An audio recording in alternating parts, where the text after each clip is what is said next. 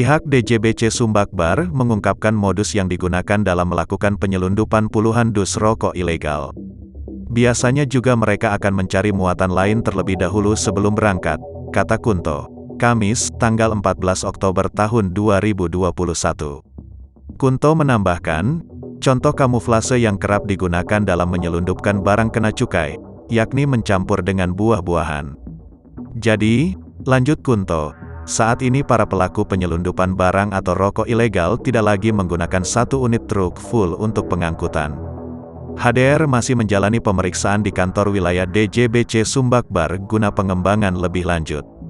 Kabid Penindakan dan Penyidikan DJBC Sumbakbar Kunto Prasti Trenggono mengatakan, HDR merupakan warga Lampung. Namun Kunto belum dapat menjelaskan lebih lanjut mengenai kemana tujuan truk tersebut.